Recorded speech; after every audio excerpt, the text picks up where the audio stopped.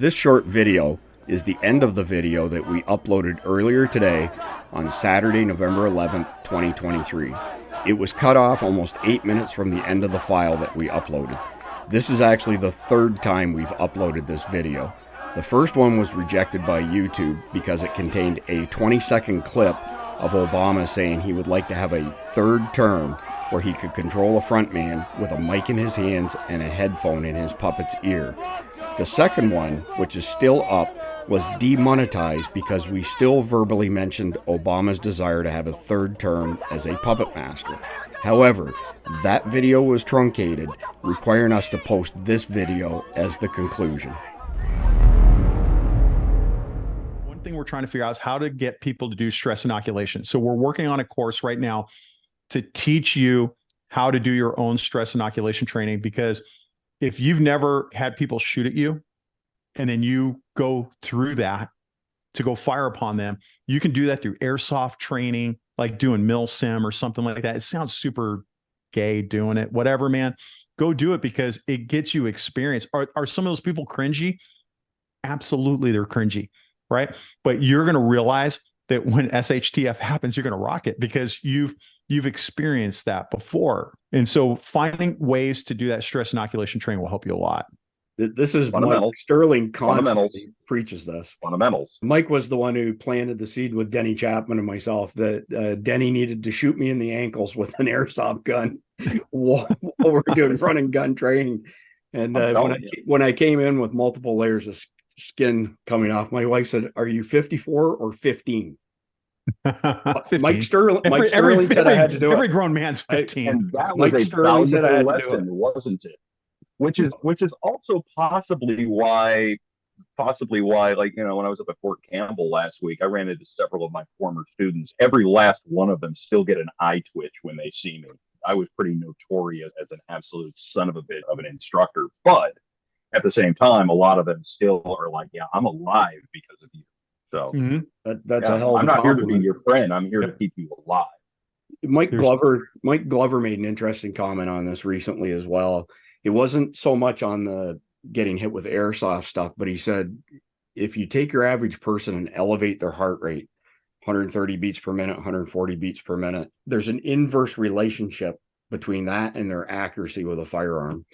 And he discussed it at length. So even at a bare minimum, if you don't have somebody to shoot you in the ankle with an airsoft gun like Mike Sterling, or shoot you in the back with a Byrna less lethal, if you elevate your heart rate by doing some form of exercise. So when I do my run and gun training, I'll run a circuit and then I'll shoot, because by that point in time, now my heart rate's up, I'm sweating, and I can absolutely tell you that my scores in the dry fire Manus initially took a major nosedive when my heart rate was elevated.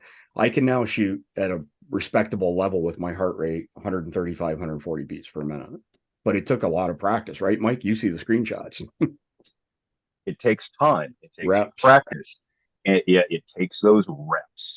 And if you're not building the neurological memory to be able to get above those levels of stress, you've got to train to get above the stress level. And once you've trained your mind to be above the stress level and ignore the physical properties, to ignore the psychological properties, now we're getting somewhere. And everybody's like, why is the EOD guy the guy who's just, wandering down to a bomb, smoking a cigarette and skipping? Because he's been through all this before. Stress inoculation is key. It is the cornerstone of our training, and a cornerstone of the entire special operations paradigm of training. It's the key. If you push the stress inoculation, it will save your life. So I especially like how you mentioned the neurological aspect to it. I made the mistake of making a comment with Tony Blauer with regards to muscle memory, and he stopped me dead in my tracks. And he said, "There's no such thing as muscle memory." No such thing. I've probably been using that. I've been using that term since high school football and having it drilled into my head. And he said, "Well, I'll give you an example." He said, "You've got a pistol in your hand, and I cut your arm off. Can you shoot me?" I was like, "Well, of course not." He said, "Well, if you had muscle memory, then the muscles will be able to pull the trigger, right?" I was like, "Okay." He said, none of this stuff that you're doing, which is what you're describing, is related to muscle memory. It's burning neurological pathways so that you don't have to stop and think. It's all, Yeah, it's 1975 called, they downloaded want to their your term brain. back. Say again? I said 1975 called, they want their term back. Apparently. Hey, listen, you're only a couple months behind Keith and I here. You know, you're not exactly a young fellow either. You're a product of the 60s, just like we are. Yeah. Whatever. All right, guys. Well, listen, I appreciate all y'all's time again. Is there anything you'd like to add? Any pearls of wisdom left to drop on our audience as far as peaceful protests are concerned? Big thing is just take what we said to heart. If you think it can't happen to you because you live in a city of 50,000, we'll go back to the Rodney King riots. Down in LA, there were cities of 50,000 that were getting burned. It doesn't matter where you live. You better prepare for it and be ready for it, because this is going to be unlike anything we've ever seen before. Listen to the experts.